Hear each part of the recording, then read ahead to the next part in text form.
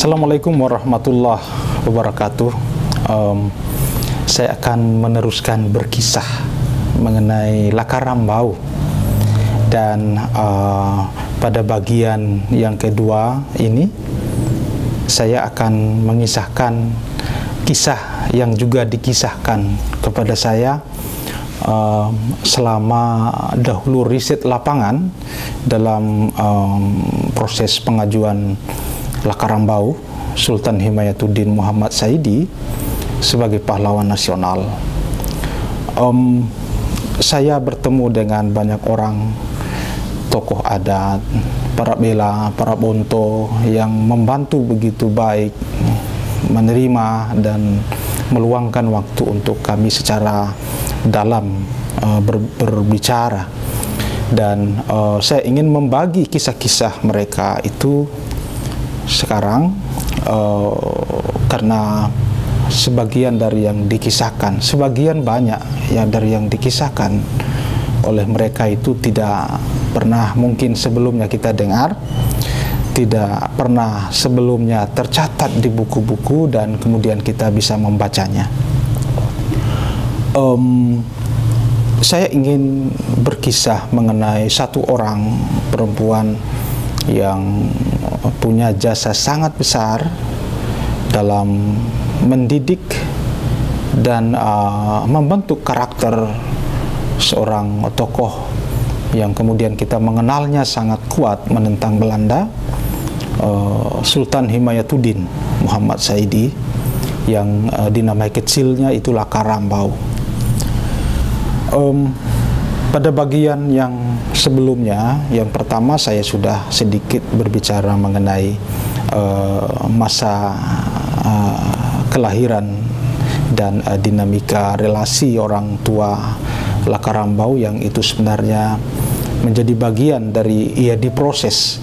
Jadi beliau ini, tokoh ini sebenarnya memang seperti alam sudah menyiapkannya, karena dilahirkan dari pertemuan dua yang setara sebenarnya, tetapi ada dinamika yang kuat yang menimbulkan kedua kelompok dalam setara itu berdiri diametral dan saling melawan.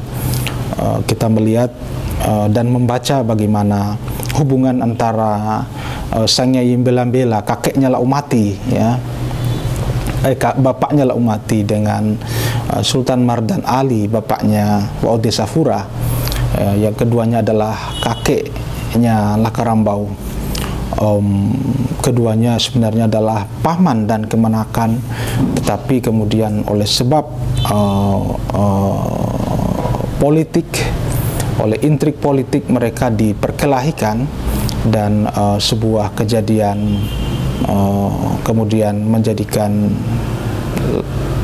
Lacila menghukum Gogoli Sang Nyai Mbela-Mbela ayahanda Laumati. Pada kesempatan yang kali ini saya akan lebih khusus berbicara mengenai cerita Inawakomba. Siapa sebenarnya Inawakomba ini? Karena tidak kita menemukan narasi mengenainya di buku-buku yang telah ditulis terkait dengan Lakarambau, terkait dengan Oputaiko. Bahkan dalam dokumen-dokumen Belanda, ya, catatan-catatan dari Belanda, baik yang ditulis oleh Maurik dan yang lain, itu tidak dengan jelas mendeskripsi bagian masa kecil sampai masa remaja Lakarambau. Bahkan juga narasi-narasi istana tidak juga menolong kita untuk mendapatkan gambaran bagaimana sebenarnya kehidupan Lakarambau di masa kecil sampai remajanya. Beruntungnya kita ditolong oleh narasi-narasi dari pinggiran, dari bawahan, narasi-narasi dari tempat-tempat di mana Lakarambau menyimpan jejaknya. Saya mengumpulkan kisah-kisah mengenai Lakarambau yang tidak dikisahkan oleh Belanda, tidak dikisahkan oleh istana, tetapi dikisahkan oleh daerah-daerah bawah, daerah-daerah di Wakaukili, di Labuan Diri, di Wasuamba, di Sampolawa, di Holimombo, dan di banyak tempat yang lain. Menurut saya, kisah-kisah lisan yang seperti itu kebenarannya ditentukan oleh kekuatan saling mengait dan saling membenarkan.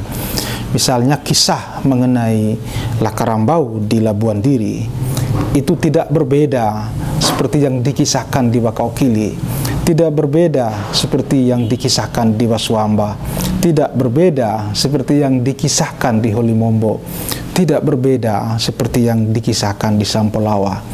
Itu menurut saya tidak, sekalipun tidak bisa disebut sebagai benar, tapi kira-kira mendekati kebenaran.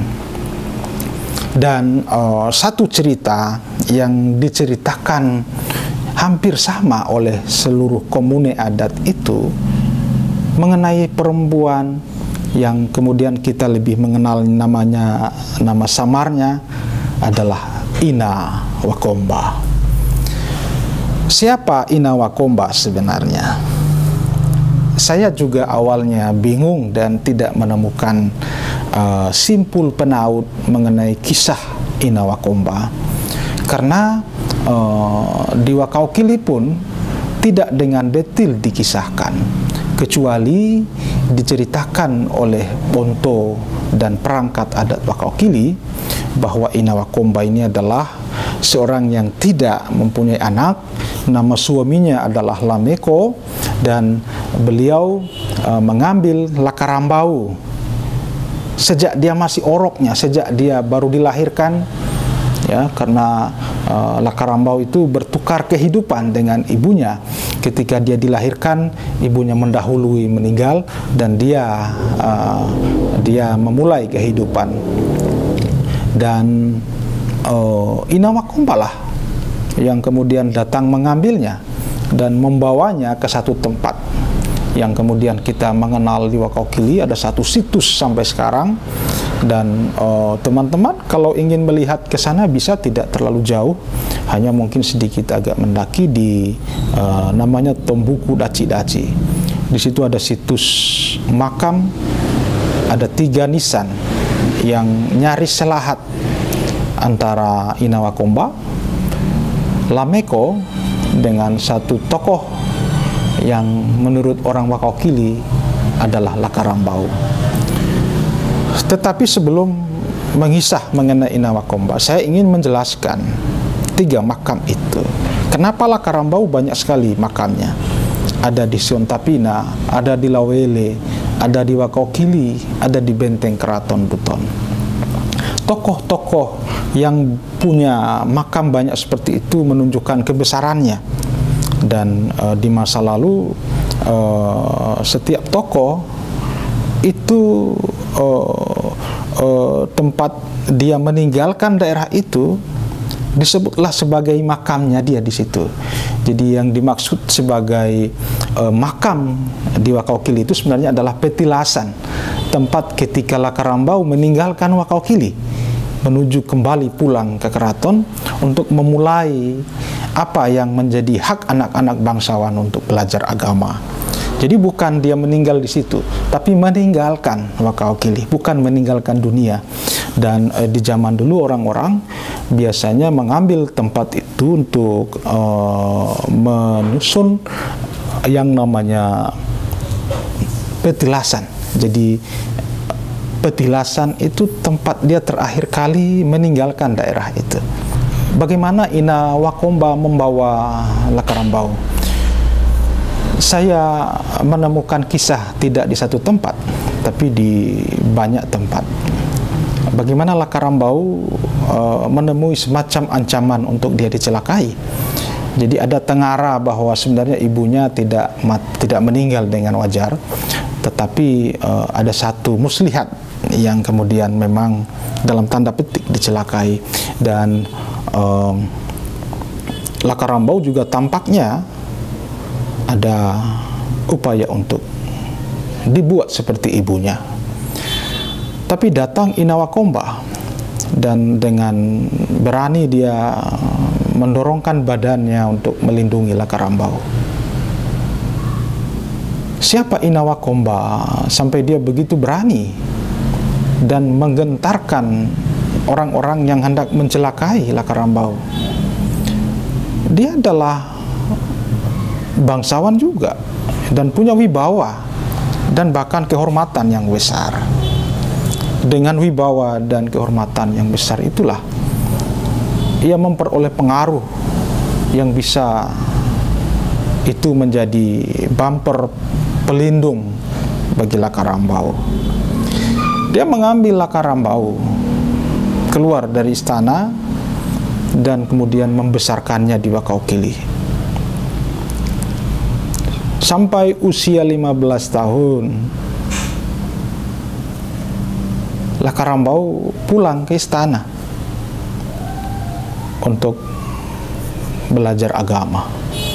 Siapa Inawakomba? Mulanya di Wakaukili, kisah Inawakomba saya temukan.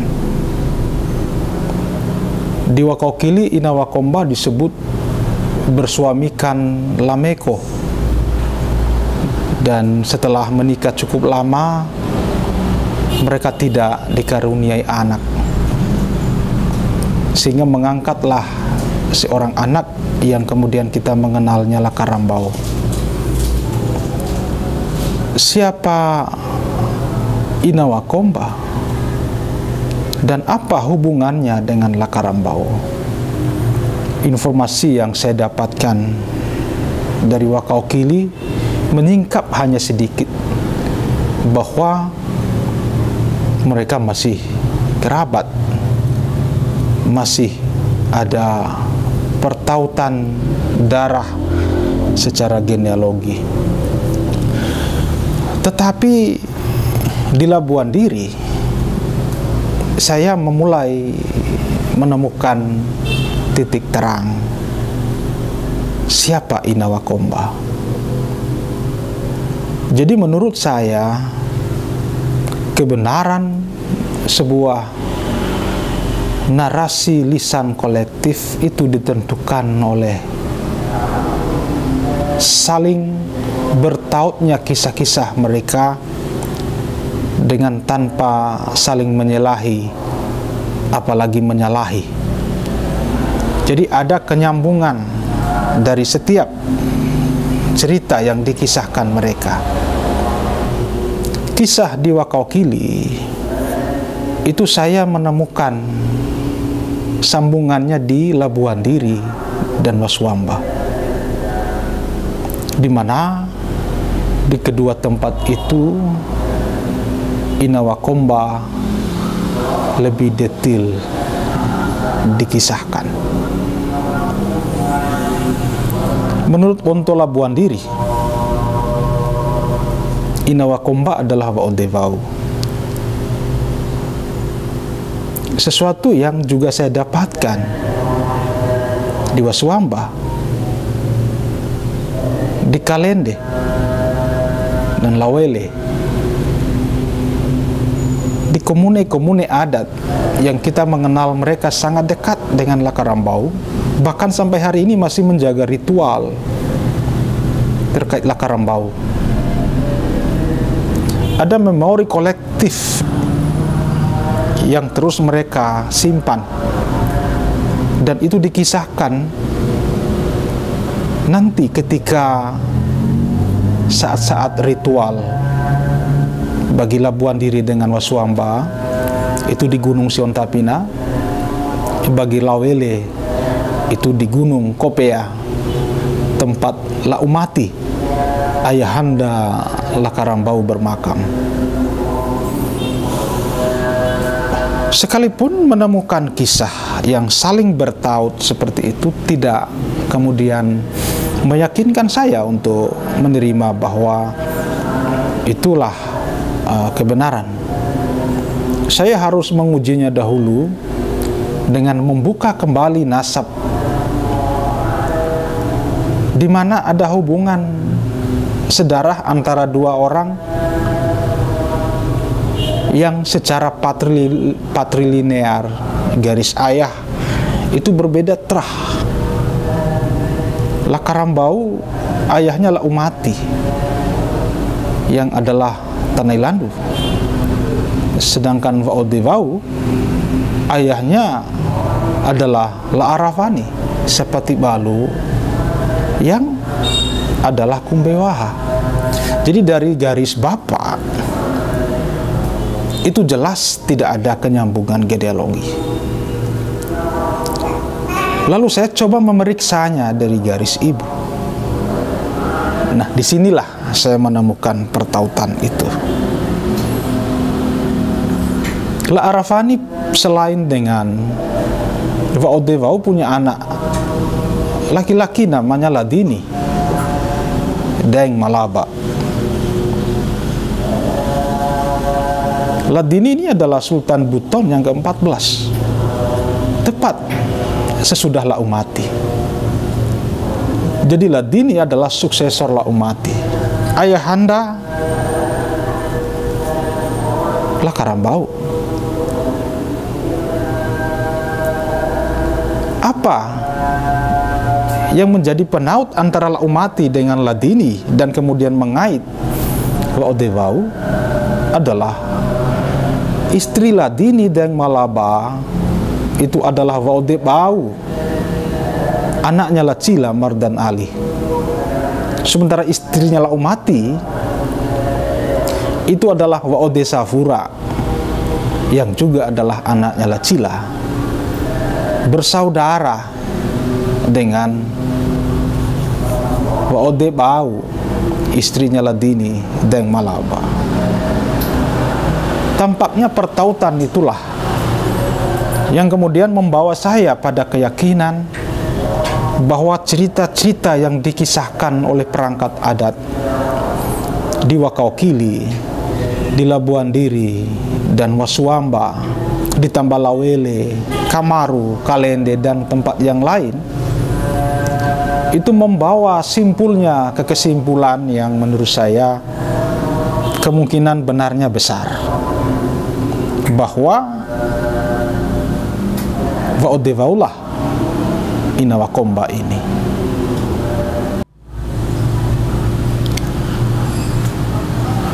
Bagaimana Inawakomba bisa disebut sebagai Waodevau? Waodevau itu bersaudara dengan Ladini Deng Malaba, Sultan Buton ke-14. Ladini Deng Malaba itu menikah dengan Waodevau, anaknya Lacila Mardan Ali.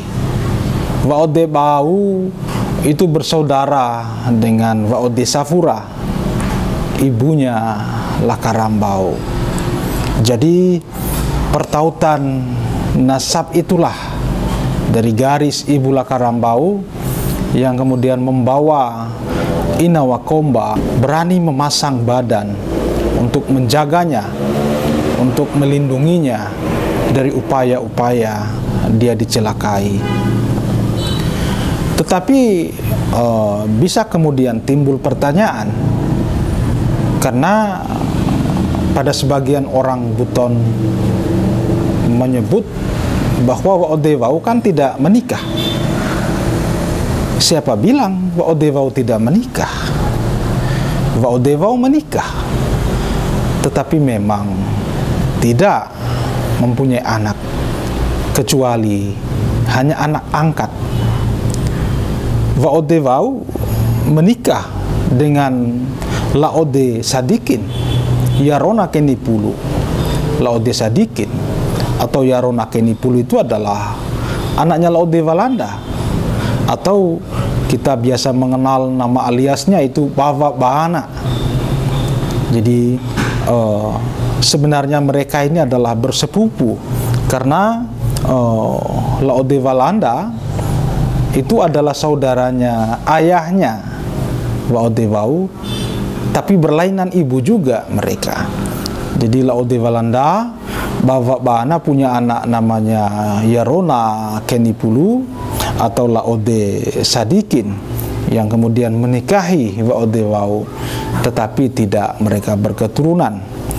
Hanya mereka mengangkat anak.